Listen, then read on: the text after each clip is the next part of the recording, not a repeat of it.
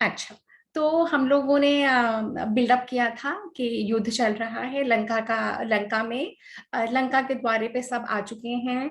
रावण बहुत अहंकार में है, और रावण को मतलब ही नेवर इवन थॉट कि मुझसे कोई मैं किसी से हार सकता हूँ।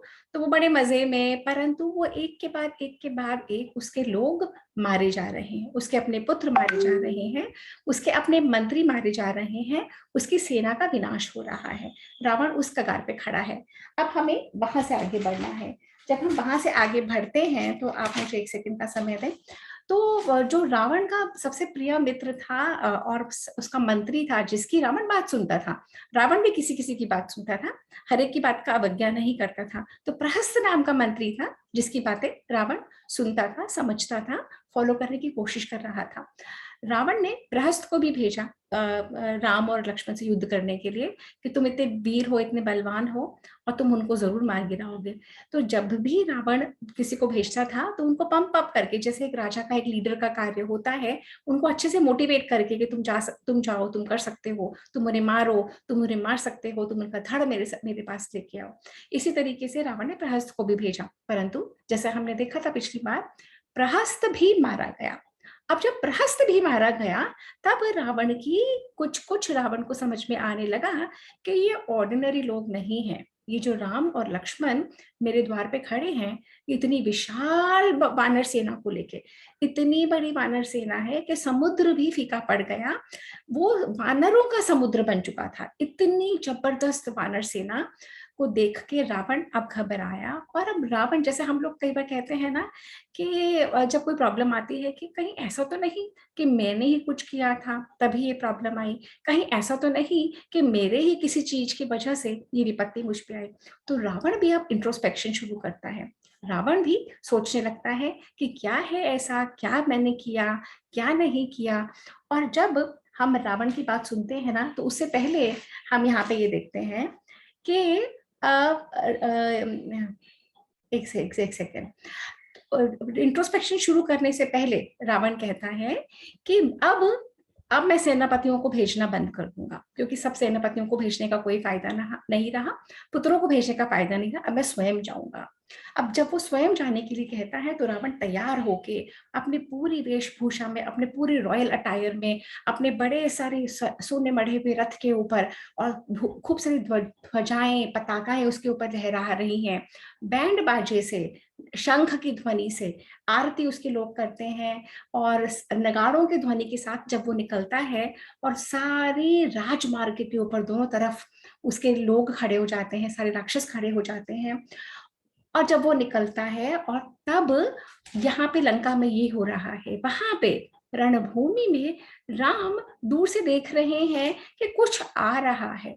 और जो कुछ आ रहा है वो इतना तेज है, इतना वहां पे रोशनी है, इतनी वहां पे प्रकाश है कि उनकी आंखें चुंधिया जाती हैं। तो वो विभीषण से कहते हैं, वो क्या है, वो क्या है जो वहां से आ रहा है। तब विभीषण बताता है, विभीषण बोलते हैं, अब चक्कर ये भी है कि राम ने कभी रावण को देखा हुआ नहीं है। राम उस युग में है जहाँ इंटरनेट नहीं है, जहाँ पे मोबाइल नहीं है, और जहाँ पे पिक्चर शेयर नहीं होती। तो राम तो जानते नहीं रावण कौन है। उन्होंने रावण के बारे में सुन रखा है, पर रावण को कभी देखा नहीं है। तो विभीषण अब बता रहे हैं राम को कि वहां से क्या आ रहा है, कौन आ रहा है।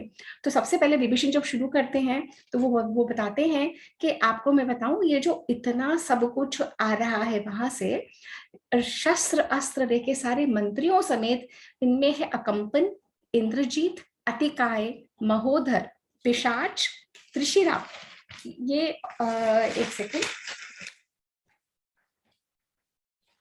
कुंभ, निकुंभ, नरांतक। और इन सब के लिए वाल्मीकि ने एक एक लाइन में बताया है कि ये कौन कौन है। इतने सारे राक्षसों से घिरा जो ये बीच में आ रहा है ना, जो आपको दिख रहा है बीच में, जिसका मुख व्याघ्र, ऊंट, हाथ, व्याघ्र, ऊंट, हाथी, हिरण, घोड़े जैसे मुंह वाला, यानी कि सारी जो बीस्टली क्वालिटीज होती हैं, जो बीस्ट की तरह, जो पावरफुल बीस्ट की तरह लगने वाला, चढ़ी हुई आंखें जिसकी हैं, जिसके ऊपर श्वेत छत्र है, जो रुद्रों जैसे रुद्र भूत गणों के साथ, जैसे शिव जी सारे भूत गणों के साथ चलते हैं, जिसके सर पर मुकुट है, जिसके मुख पे इतना तेज है, इतना तेज कि 100 सूर्य भी इतने प्रकाश से इतना दैदीप्यमान नहीं हो सकते। यही है वह रावण जिसने सीता मैया का हरण किया है, जिसने इतना जबरदस्त अत्याचार करा हुआ है पूरी पृथ्वी के ऊपर कि सारी पृथ्वी हाहाकार मचा रही है कि हम किस तरह से इससे उबरे। तो श्री राम ने कहा, अहो, तो ये है वह रावण, इसका तेज तो इतना बड़ा चढ़ा है, इतना ज्यादा कि इसके मुख की तरफ तो देख भी नहीं पा रहा, इसकी ओर देखना कठिन है, आंखें चुंधिया गई हैं, इसकी सारी सेना चमकीले अस्त्र शस्त्र से लदी हुई है। बहुत ही अच्छा है कि ये आज आ रहा है, अब मैं इसे नहीं छोड़ूंगा। इसने मेरी पत्नी का हरण किया और भाग्यवश यही सामने से चलता हुआ आ रहा है, मुझे इसको ढूंढने नहीं जाना पड़ा, ये खुद आ रहा है। तब राम का जो रावण को देख के जो फर्स्ट इंप्रेशन था, कुछ वैसा ही था जब हनुमान जी ने रावण को देखा था सुंदरकांड में। सुंदरकांड के विवरण में जब हनुमान जी और रावण की जब पहली मीटिंग होती है और हनुमान जब रावण को देखते हैं और कहते हैं, इतना तेज, इतना ऑरा, इतनी जबरदस्त पर्सनालिटी, अगर ये धर्म के मार्ग पे होता, ये हमारे इंद्रों का भी इंद्र होता, देवताओं से भी बड़ा देवता होता। पर चूंकि इतना अधर्म इसके अंदर भरा हुआ है, इसने इतने गलत कार्य कर रखे हैं, ये और करता चला जा रहा है, और सारी पृथ्वी इसके कार्यों से इतनी त्रस्त है, इतने परेशान है कि स्वयं भगवान को इसके लिए जन्म लेना पड़ा। अगर ये इतना अधर्मी नहीं होता तो क्या रावण का रूप, हनुमान रावण को देखते रह गए थे, उसी तरीके से राम रावण को देखते रह गए। रावण का तेज, रावण की का औरा, रावण की सेना, रावण का पूरा वो वैभव देखते देखते, परंतु राम को स्मरण हुआया, सीता मैया का राम को स्मरण हुआया, किस तरीके से इसने इतने घोर अधर्म करे हैं, अलग अलग वक्त पे और सदियों से करता चला आ रहा है। राम क्रुद्ध हुए और राम ने कहा, अभी रुक, अभी ठहर। और राम ने ये नहीं कहा कि मैं हिंसा नहीं करूंगा, मैं रावण को नहीं मारूंगा, रावण जो मर्जी करे, मुझे आए, मुझे मार ले, मेरी पत्नी को ले गया, कोई बात नहीं। अहिंसा अहिंसा अहिंसा की माला राम ने नहीं जपी। राम ने शस्त्र उठाए, अस्त्र उठाए और रावण पे अटैक करना चाहा। उससे पहले लक्ष्मण बीच में आ गए और लक्ष्मण ने कहा, हे प्रभु, अभी आप रुको, अभी आप मत इस पे अटैक करिए, मैं हूं और हम अभी पर्याप्त हैं इससे लड़ने के लिए। और उधर रावण ने कहा, रावण जब अपनी नगरी से निकल रहा था, रावण ने कहा, अपने सारे ये जो मिनिस्टर्स के नाम मैंने पहले गिनाए कि तुम सब अभी मेरे साथ मत चलो, तुम सब नगरी के अंदर रहो और नगरी की सुरक्षा करो, क्योंकि अगर सबके सब नगरी के बाहर चले जाएंगे तो ये इतनी विशाल वानर सेना है, ये तो सब आके बैठ जाएगी यहाँ पे। तो बिल्कुल मत, तुम लोग अंदर जाओ और पूरे राजमार्ग का, पूरे भवनों का, सारे इंस्टीट्यूशंस का सब जगह पहरा दो और सबकी रक्षा करो। और उधर फिर रावण ने रौंदना शुरू करा। रावण तो महाबलशाली, महापराक्रमी, रावण को अहंकार ऐसे ही नहीं था, रावण में बहुत सारे क्वालिटीज, बहुत सारे गुण और बहुत बड़ा अस्त्र शस्त्र का दिग्गज पराक्रमी राक्षस। और वो बाणों पर बाण मारे और सारी वानर सेना में हाहाकार मच गया, इतना ज्यादा हाहाकार कि वानरों के सेनापति सुग्रीव को स्वयं आना पड़ा। जिस तरीके से विनाश रावण ने यहाँ पे मचाया, सुग्रीव आए और सुग्रीव ने, जैसे हम लोग कई बार डिस्क्राइब कर चुके हैं, हमारी वानर सेना के पास अस्त्र शस्त्र नहीं है, परंतु क्या अस्त्र शस्त्र हैं? बड़े बड़े पेड़, बड़े बड़े वृक्ष, बड़ी बड़ी शिलाएं, बड़े बड़े पत्थर, बड़े बड़े नाखून, अपने दांतों, अपना भुजबल, उस सब से वे लोग लड़ रहे थे। इसी तरह सुग्रीव आया और सुग्रीव ने इतनी बड़ा पर्वत उठा के और रावण की तरफ दे के मारा, और रावण ने एक विचित्र पंखों वाली वहां से बाण वहां पे मारा। वाल्मीकि जो डिस्क्राइब करते हैं कि brings it alive for you, युद्ध भूमि में किस तरह से अटैक और काउंटर अटैक, अटैक और काउंटर अटैक हो रहा है। और उस तरीके से जब सुग्रीव को मारा और सुग्रीव के पे बाणों की वर्षा रावण ने करी और सुग्रीव चित्कार उठा, सुग्रीव घायल हो गया, सुग्रीव के मर्म स्थानों के ऊपर वो बाण लगे और वो जोर से बोले, शरणागत प्रभु, हे राम मैं तुम्हारी शरण में हूँ। तब राम आए अटैक करने के लिए, तब लक्ष्मण ने रोका, नहीं अभी आप नहीं जाएंगे, रावण बहुत बलशाली है परंतु हम कर सकते हैं। तब राम ने 2-3 बातों की सीख लक्ष्मण को दी जो मैं शेयर कर रही हूँ। राम ने कहा, हर राजा में, हर आपके ओपोनेंट में कोई ना कोई छिद्र होता है, कोई ना कोई दोष होता है, कोई ना कोई जहां पे उनकी शक्ति वीक होती है। तो हे लक्ष्मण, तुम रावण के समक्ष जा रहे हो, उसके वो छिद्र ढूंढने की कोशिश करना, तुम एकाग्र चित्त रहना और बहुत सावधानी से चलना आगे। तुम अपनी दृष्टि अपने धनुष बाण से और उसके धनुष से मत हटाना और अपनी आत्मरक्षा पूर्ण रूप से करना, बिल्कुल भी डगमगाना मत। तब जब लक्ष्मण वहां पे चले गए और राम और लक्ष्मण के बीच में युद्ध हो रहा था, तो हनुमान ने देखा कि तब ये बड़ा इंटरेस्टिंग एपिसोड है। रावण और लक्ष्मण के बीच में युद्ध हो रहा है। हनुमान ने देखा कि रावण भारी पड़ रहा है। हनुमान एकदम से बीच में आए और हनुमान ने अपना रूप को बढ़ाया और रथ पे, हनुमान तो नीचे पैदल चल रहे थे, उन्होंने रथ के ऊपर तक अपना आकार बढ़ा लिया और अपना ये लेफ्ट हैंड, ये इतना बड़ा लेफ्ट हैंड ये रावण के ऊपर मारा और ये रावण को कहा, ये जानता है ना, ये जो मेरे पंजे हैं ना, ये बनाते हैं बहुत बहुत बड़ा तमाचा और ये तुम्हारे ऊपर अभी लगने वाले हैं और अगर ये लग गए तो तुम यूं गोल गोल घूम के और धाराशायी हो जाओगे। और रावण ने कहा, तुम कौन? हनुमान ने कहा, भूल गए, मैं वही हूं जो आया था और तुम्हारी लंका को मैंने पूरा जलाया था। तब रावण को एकदम से लगा, अरे ये तो वही आ गया हनुमान, सारे वानर एक से लगते थे ना। और हनुमान ने अपना ये पंजा तमाचा करके जो रावण के मुख पे मारा और रावण इतना बलशाली होने के बावजूद रावण अपने आप को संभाल नहीं पाया और वो चक्कर खा के अपने आप को स्थिर रखने की कोशिश करने लगा। उतने में ही हनुमान जी ने उसके ऊपर और मारा। रावण ने अपने आप को संभाला और रावण ने भी अपने मुक्कों की मार हनुमान जी के ऊपर। तो यहाँ हम उस सिनारियों पे हैं, युद्ध भूमि में अस्त्र शस्त्र सारे वानर सेना लड़ रही है, राक्षसों की सेना, वानर सेना, और हनुमान जी और रावण का मल्ल युद्ध हो रहा है और दोनों एक दूसरे को मार रहे हैं।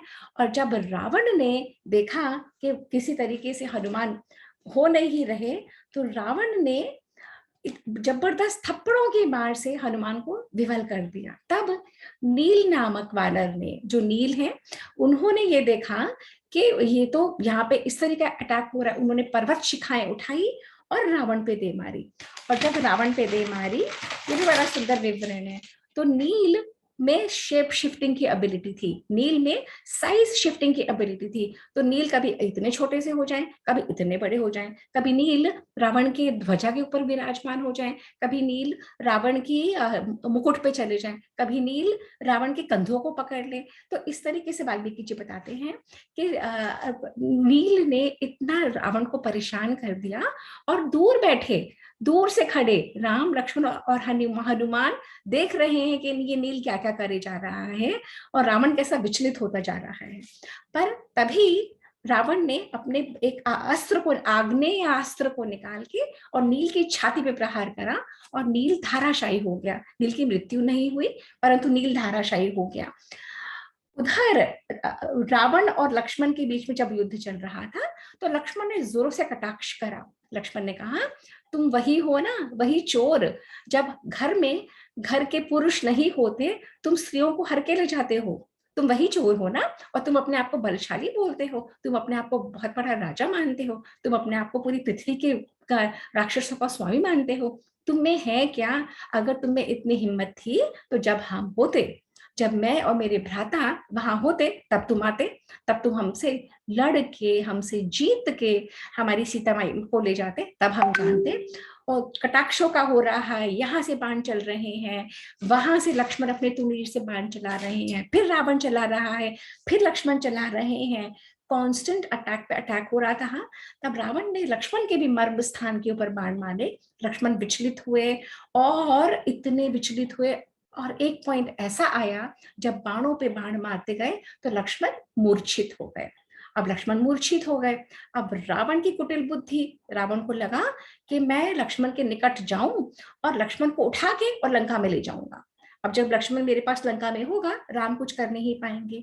तो लक्ष्मण बकायदा नीचे अपने घुटनों के बैठा, रावण बकायदा नीचे अपने घुटनों के बैठा और लक्ष्मण को उठाने की भरसक कोशिश करी, परंतु लक्ष्मण तो शेष जी का अवतार है, लक्ष्मण को वो हिला भी नहीं पाया।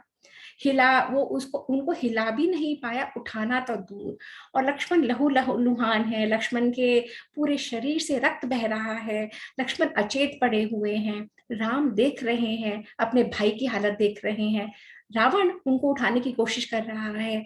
उतने में ही हनुमान आया और हनुमान ने जोर से अटैक करा, रावण को मारा, जोर जोर से मारा, इतना मारा कि रावण के कानों में से, रावण के शरीर में से, रावण के नेत्रों में से, हर जगह से रक्त रक्त बहने लगा। रावण तड़पता रहा, छटपटाता रहा, और रावण भी क्षण भर के लिए मूर्छित हो गया।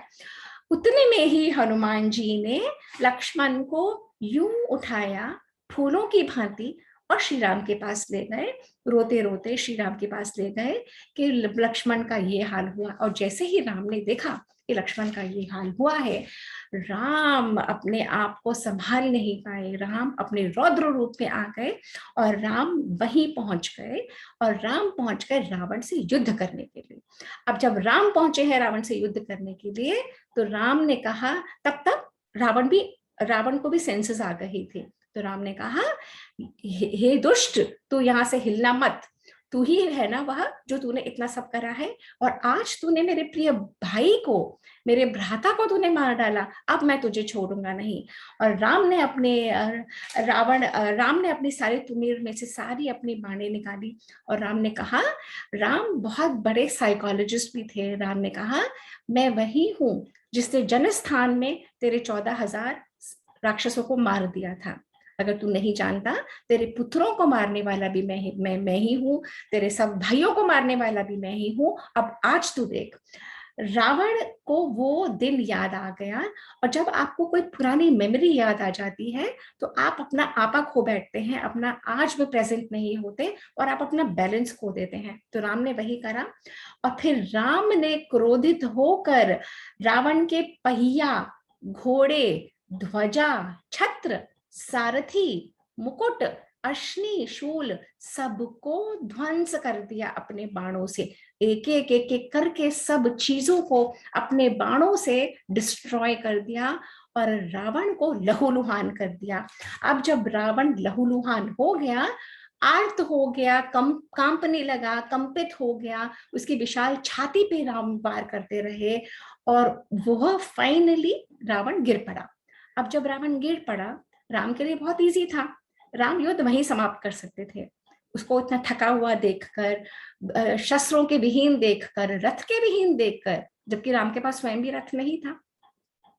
इससे पहले ये हुआ था कि राम ने जब कहा कि मैं युद्ध करूंगा, तुम रुको, तो हनुमान ने कहा, प्रभु आप मेरे पीठ पे चढ़ जाओ। जैसे गरुड़ के ऊपर स्वयं विष्णु चढ़ के आते हैं, ट्रैवल करते हैं, सारे असुरों से संग्राम करते हैं, हे प्रभु आप मेरी पीठ पे। तो यहाँ पे है रावण है रथ के ऊपर, और यहाँ पे हनुमान जी हैं, हनुमान जी के ऊपर राम आरूढ़ हैं।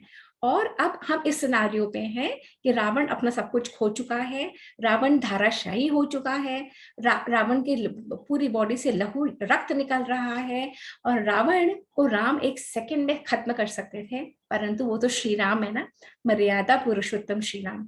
राम ने कहा कि तुम अस्त्र और शस्त्र के विहीन हो, तुम में शक्ति नहीं है, तुम में ताकत नहीं है, तुम्हारी सेना सारी इधर उधर हो रखी है, मैं जाओ रावण जाओ, मैंने तुम्हें छोड़ा, जाओ और लंका में जाओ, विश्राम करो, अपनी स्ट्रेंथ रिगेन करो, अपने सारे साथियों को लो, और स्ट्रेंथ लेके कल फिर आना, तब तुम्हें दिखाऊंगा। नहीं तो ये जो हम इतना बड़ा पढ़ते हैं कि रामायण, ये जो युद्ध था राम और रावण का, यूं ही समाप्त था।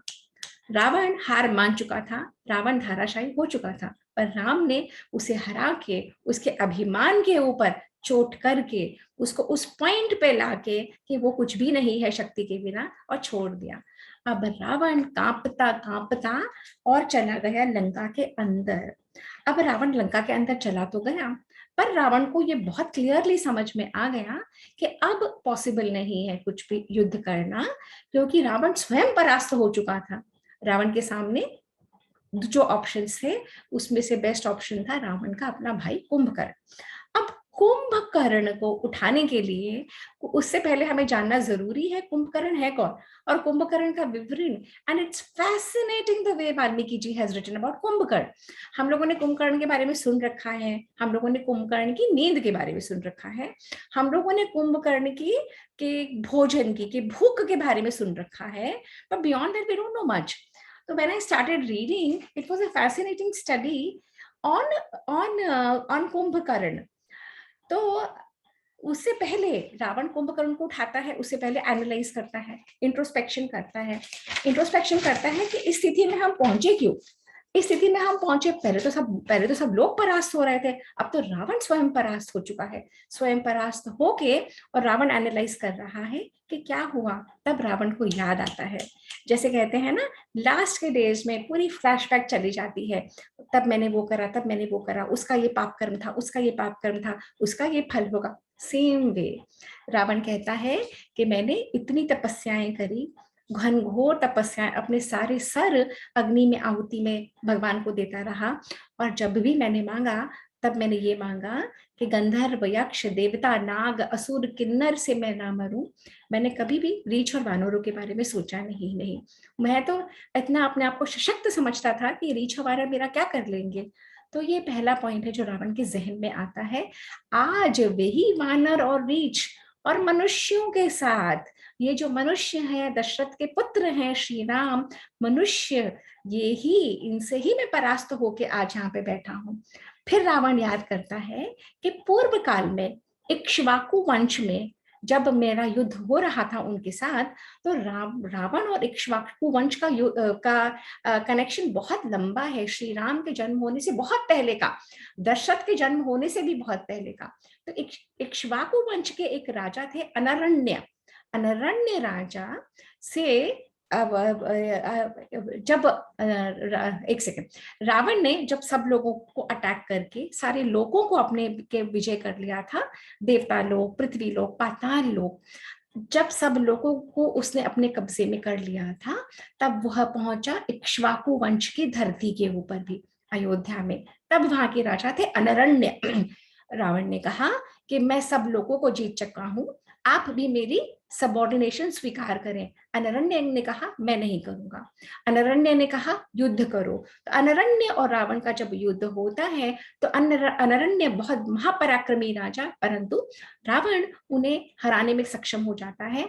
जब वो उन्हें मारता है रावण, उस अनरण्य को, तो वो इतनी गलत, इतनी गंदी गंदी, इतनी ओछी बातें बोलता है। तब अनरण्य उसको श्राप देते हैं। ये श्राप देते हैं कि जो भी तुमने कार्य करा है वो राजाओं के अनुकूल नहीं है। तुमने मुझे हराया, परंतु तुमने जो अपशब्द कहे हैं, अब मैं तुम्हें श्राप देता हूं कि मेरे ही वंश में एक इतना श्रेष्ठ पुरुष पैदा होगा जो तुम्हारी मृत्यु का कारण बनेगा। तो एक श्राप रावण को वो ध्यान आता है। पहले ब्रह्मा जी का ध्यान आता है कि मैंने मनुष्यों से मांगा नहीं वरदान। दूसरा रावण को ध्यान आता है अनरण्य राजा का श्राप। तीसरा रावण को ध्यान आता है जो मेन रीजन है। मेन रीजन क्या है? सीता मैया का हरण करके ले गया, किसी की पत्नी का हरण करके ले गया, और वो पति और वो अपने एक सेकेंड, मुझे क्षमा करें, एक सेकेंड।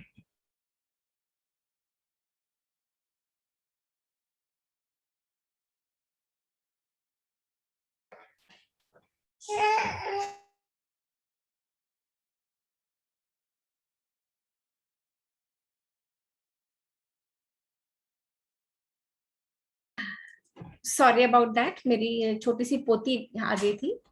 और सो के उठ के आई है और कुछ बोल रही थी। अच्छा, हम कहाँ पहुंचे? हाँ, तो रावण शापों को याद कर रहा है। शापों को क्यों क्यों याद कर रहा है? क्योंकि रावण समझ गया कि उसके पापों का घड़ा भर चुका है। रावण समझ गया कि जो कुछ उसने इतने वर्षों में अत्याचार करे हैं, अनाचार करे हैं, सबका अब पाप का घड़ा भर चुका। तो थर्ड जो बात थी, रावण याद करता है वेदवती नाम की स्त्री को। वेदवती नाम की स्त्री को ये रावण स्वयं अपने शब्दों में बोल रहा है।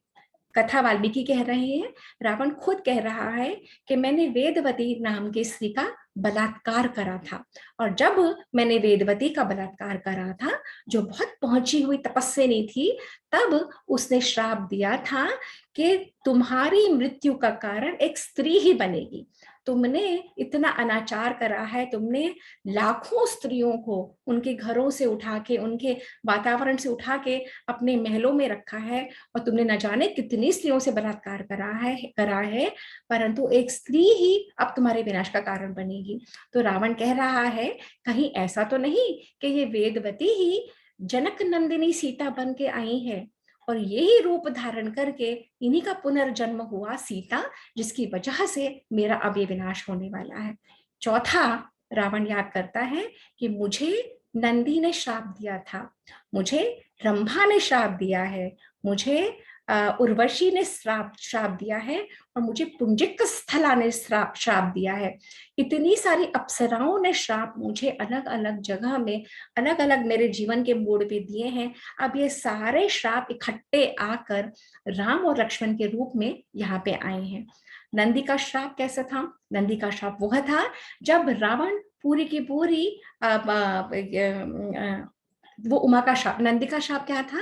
जब रावण एवरेस्ट, ये कैलाश पर्वत के ऊपर से अपना पुष्पक विमान लेके जाना चाहता था, और नंदी खड़े हो गए बीच में कि तुम यहाँ से आगे नहीं जा सकते, और रावण ने कहा मैं तो जाऊंगा। नंदी ने कहा कि तुम नहीं जा सकते, हमारे प्रभु शिव जी अब विहार कर रहे हैं अपनी पत्नी उमा के साथ। रावण ने आप देखा ना था जब वो जाने लगा, और नंदी को देख के हंसा जोर जोर से कि तुम्हारा मुख देखा है तुमने, वानरों का रीछो जैसा मुख।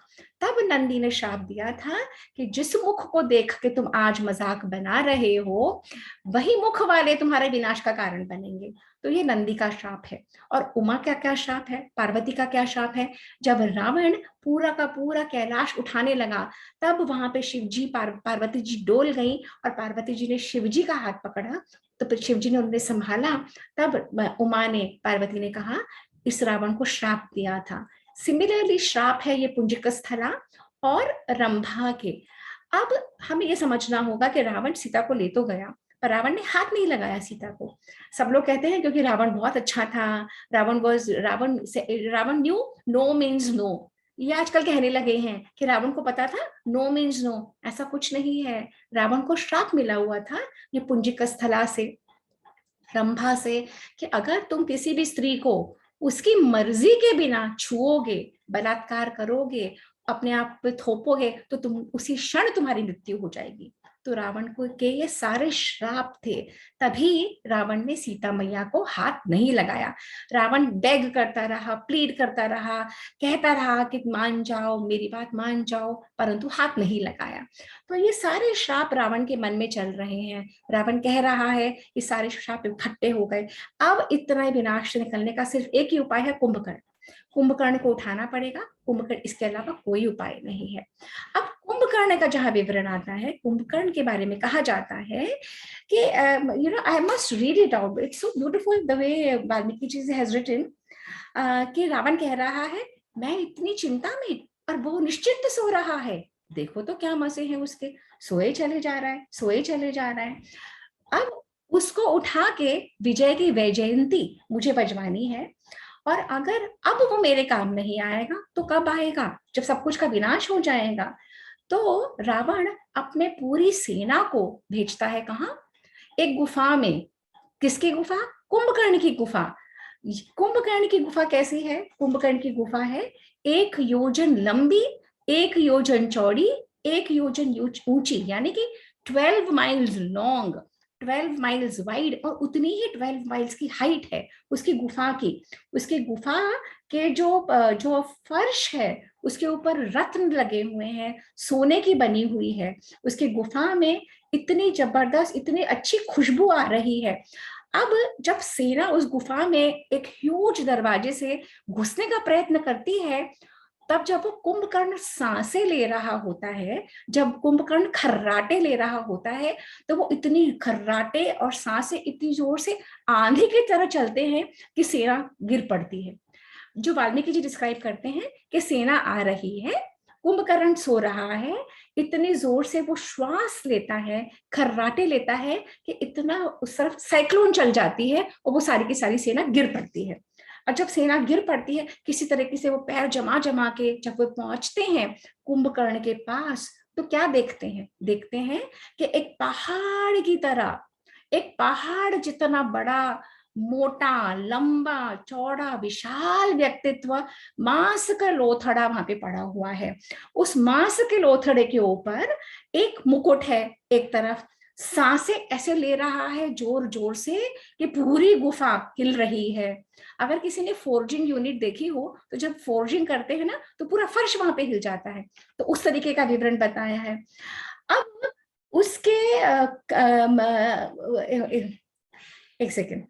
अब जब उसकी जो नासिकाएं हैं वो इतने बड़े बड़े छिद्र हैं कि जब तो जैसे गुफा के अंदर देख रहे हैं। उसका मुख जब खुलता है, जब वो खर्राटे लेता है, तो लगता है कि पूरा का पूरा वॉल्केनो है उसके अंदर। उसकी जैसे चर्बी और मांस का वो पहाड़ है। तो ये उन्होंने डिस्क्राइब करा है वाल्मीकि जी ने। अब जब रावण सेना को भेजता है ना, तो रावण ऐसे तो नहीं भेजता। रावण पहाड़ के पहाड़ वहां पे लगा देता है। किसके? मृगों के, भैंसों के, सुअरों का ढेर लगा देता है रावण। रक्त के मटके और मद के मटके, अनगिनत मटके हैं जिसमें रक्त भरा हुआ है, अनगिनत मटकों में शहद भरा हुआ है, अनगिनत वहां पे मनो टनो जानवरों के वहां पे वो चर्बी रखी हुई है। और जो वो लेटा हुआ है ना, उसके उसके ऊपर चंदन का लेप लगा हुआ है, उसके ऊपर पुष्प गंध और आरती वगैरह ये लोग सब करते हैं, उठाने की चेष्टा करते हैं। उठा जैसे अगर आप लोगों ने गलीवर्स ट्रैवल पढ़े, जब हम छोटे होते थे, एक गलीवर्स ट्रैवल पढ़ते थे, तो वो एक बहुत बड़ा आदमी एक ऐसे लिलीपुट के लैंड में पहुंच जाता है जहाँ इतने इतने से लोग हैं और वो इतना बड़ा आदमी। तो इसी तरीके का कुछ चित्रण यहाँ पे है। एक ह्यूज माउंड ऑफ फ्लैश है और जो राक्षस इतने बड़े बड़े हैं वो उसके सामने चींटी जैसे हैं, सबकी सब उसको घेर के खड़े हो गए। सब ढोल नगाड़े शंख सब बजा रहे हैं। सब उसको अपने भाल, जब कुछ नहीं होता सब उसको अपने भालों से नोचते हैं। कोई उसके दांतों को काटता है, कोई उसके दांतों से गालों को काटता है, कोई उसके बाल खींचते हैं। तो आप विजुलाइज करो कि ये जो माउंड ऑफ फ्लैश है और 10-20 हजार राक्षस उसके सारे तरफ है, सब उसको उठाने का प्रयत्न कर रहे हैं। वो सोए चले जा रहा है, उसको कोई मर्जी नहीं। अंत में वो लोग क्या करते हैं कि वो घोड़ों को, ऊंटों को, हाथियों को कौड़े मार मार के उसके शरीरों पे चलाते हैं। 10,000 घोड़े, 10,000 हाथी, 10,000, इस तरीके से वाल्मीकि जी ने डिस्क्राइब करा है। डेफिनेटली अतिशयोक्ति थोड़ी तो होगी, पर वी हैव टू विजुअलाइज के कुंभकर्ण क्या था। और उसके शरीर पे चला तभी भी कुंभकर्ण को कुछ भी नहीं होता।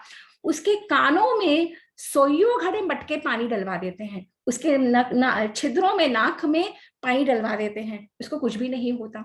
उसको लगता है कि चींटी जैसी चल रही है। जब हाथी ढेर ढेर हाथी चलने लग जाते हैं, उसे कोंचते हैं, मारते हैं, बाल खींचते हैं और खूब जोर से बजाते हैं, तब उसको जाके कहीं लगता है शायद कोई चींटी से उसके ऊपर चली। जरा सा हिलता है, जब जरा सा हिलता है, जब उसकी नींद टूटती है, और जब नींद टूटती है तब वाल्मीकि जी डिस्क्राइब करते हैं कि कुंभकर्ण लगता कैसे है।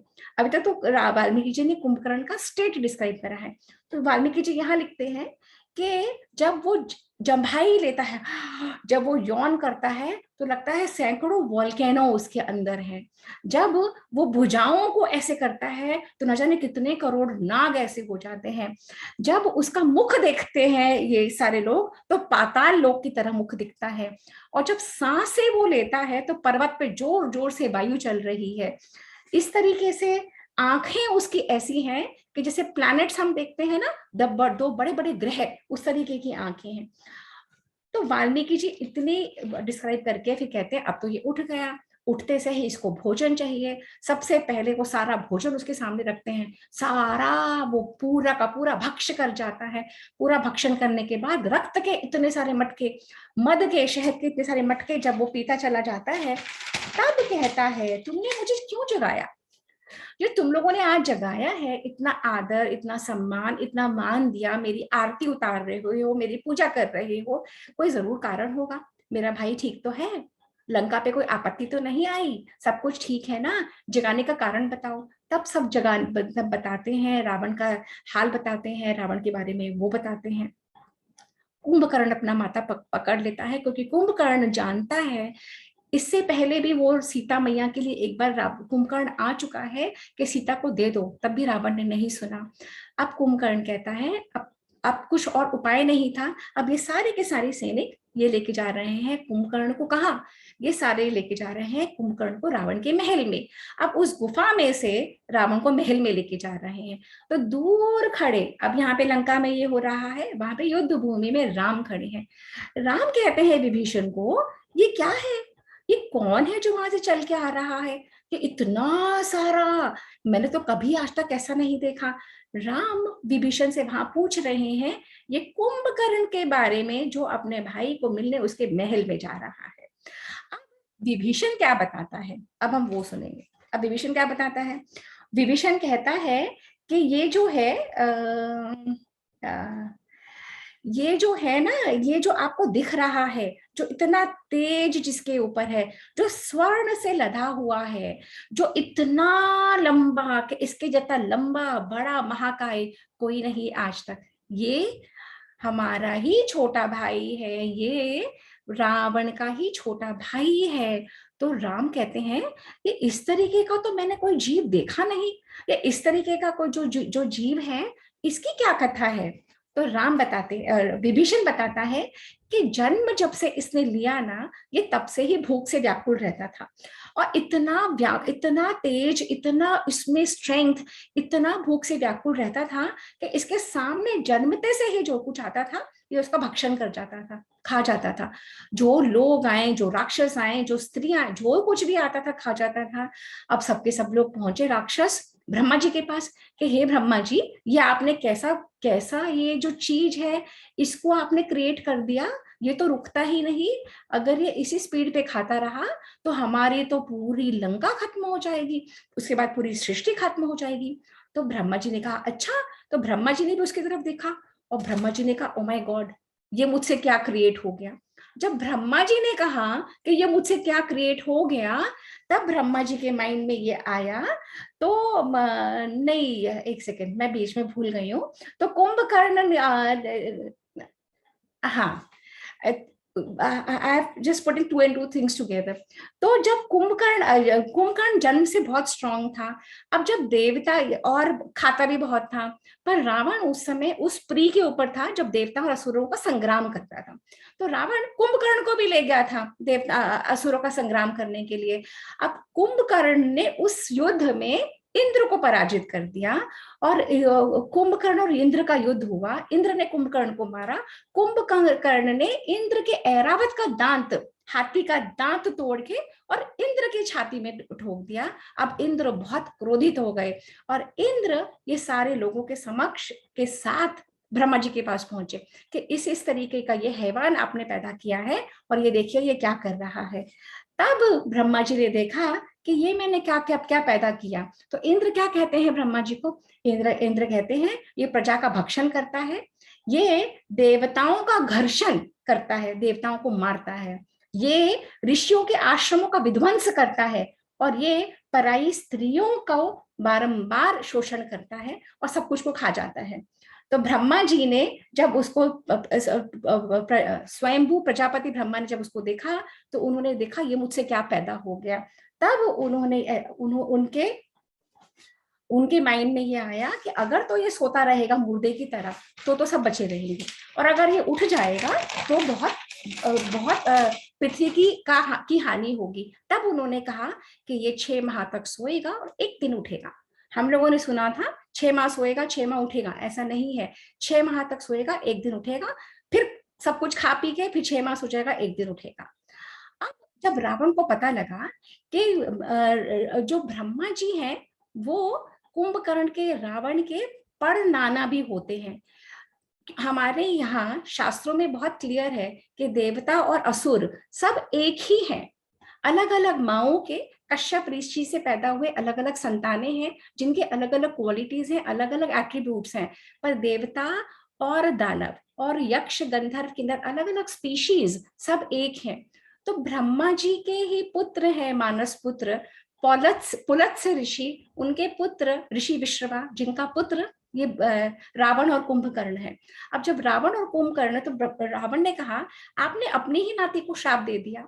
आपने ये नहीं सोचा कि जब कोई वृक्ष छोटा सा होता है, जब वो फल देने लायक होता है, और अगर वो फल देने लायक जो वृक्ष हो उसको जब कोई काट डालता है तो कितना घोर पाप होता है।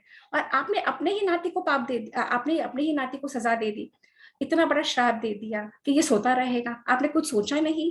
पर अब मैं भी जानता हूं कि आप श्राप दे चुके हो, आपके श्राप को कोई झुठला नहीं सकता। परंतु आप कुछ ऐसी अवधि निश्चित कर दीजिए कि इसका सोना और जागना लिमिट में हो जाए। तो अब ब्रह्मा जी ने 6 महीने और एक दिन तय किया। पहले ब्रह्मा जी ने 6 महीने, 7 महीने, 8 महीने, 9 महीने ऐसा ऐसा तय किया था। पर जब रावण ने कुंभकर्ण का केस रखा ब्रह्मा जी के सामने, तब ब्रह्मा जी ने 6 महीने उठेगा, सोएगा, एक दिन को उठेगा, फिर 6 महीने सो जाएगा, ऐसी अवधि तय कर दी।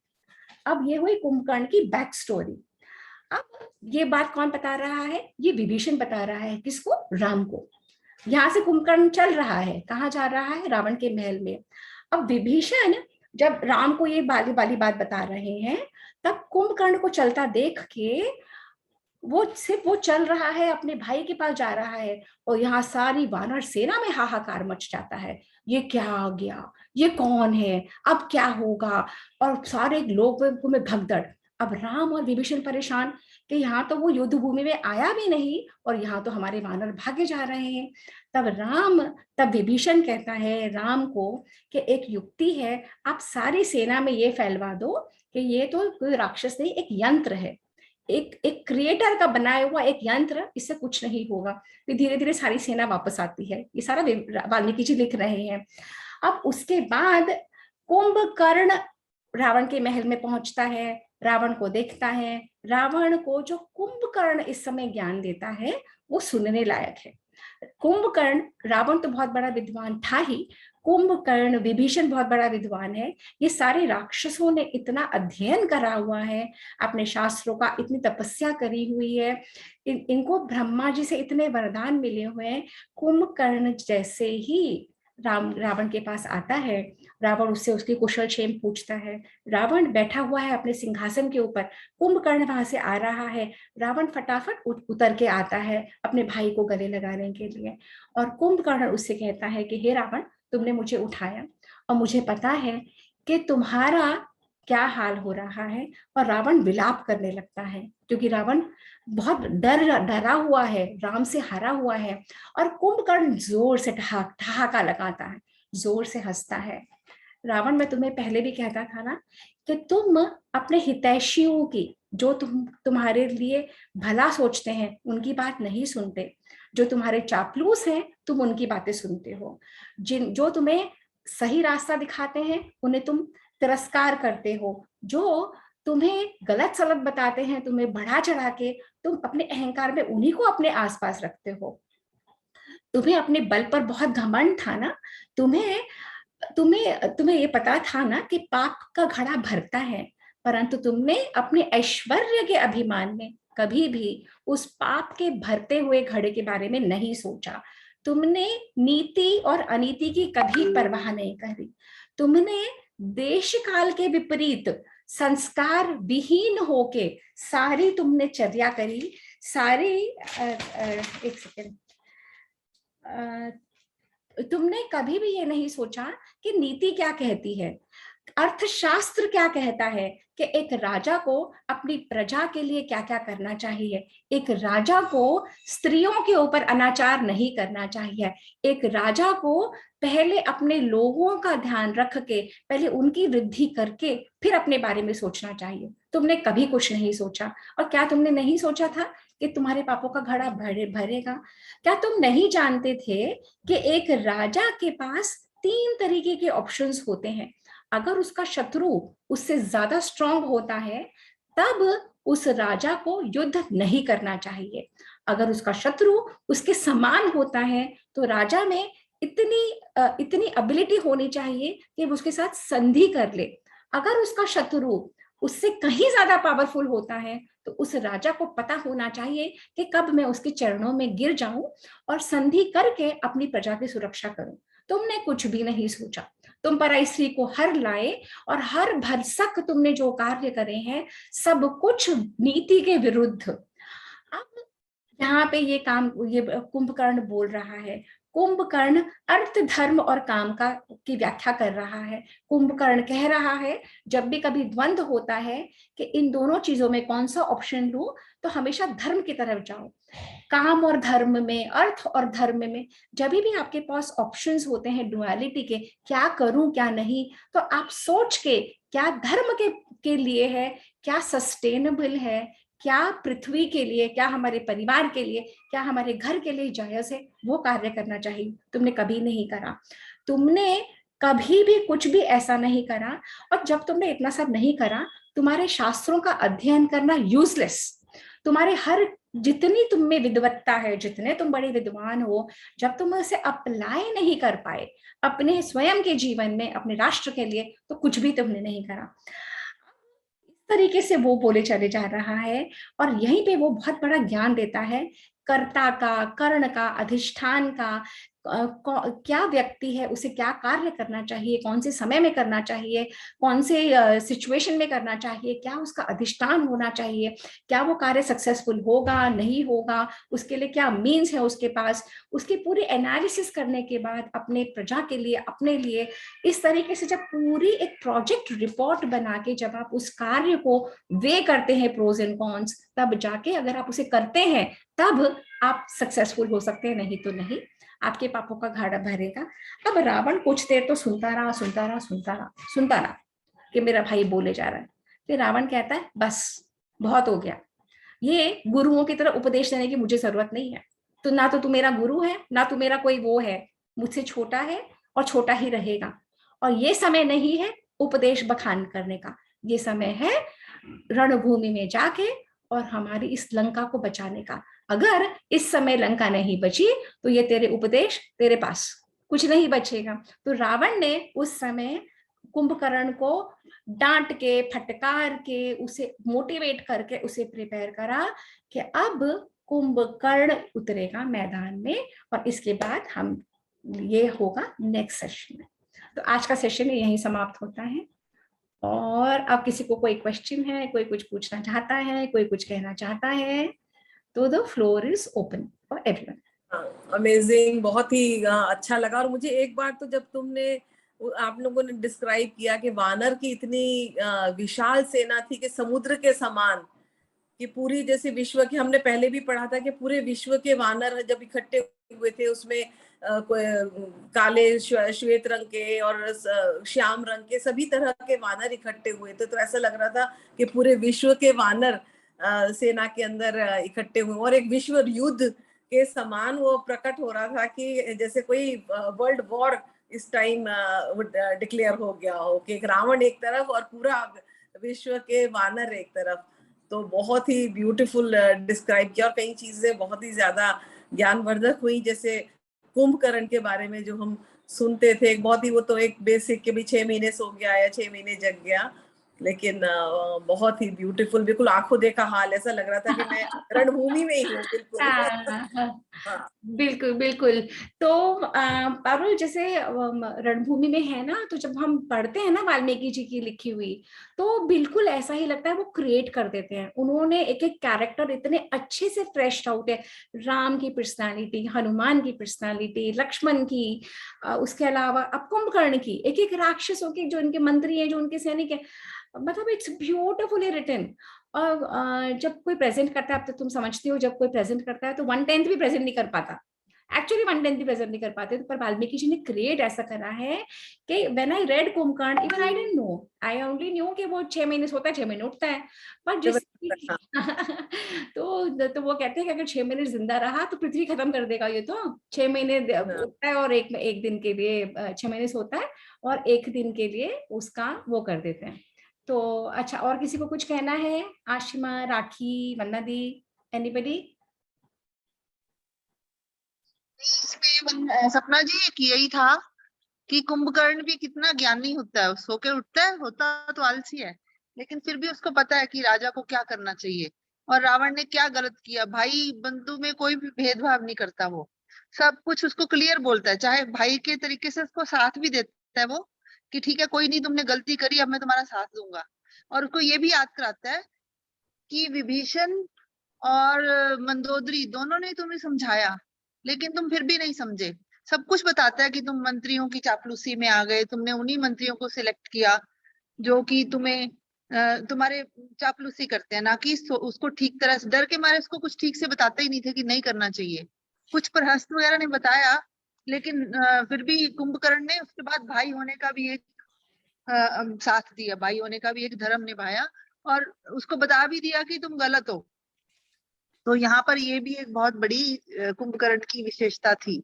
बिल्कुल। और तो एक बार रामचंद्र जी कुंभकर्ण के क्या- बारे में एक पॉइंट और है, जो हम सोचते हैं ना कि कुंभकर्ण को जो वाल्मीकि जी ने डिस्क्राइब कर रहा है कि इस तरीके का कैरेक्टर कैसे हो सकता है, एक मिनट, हाँ।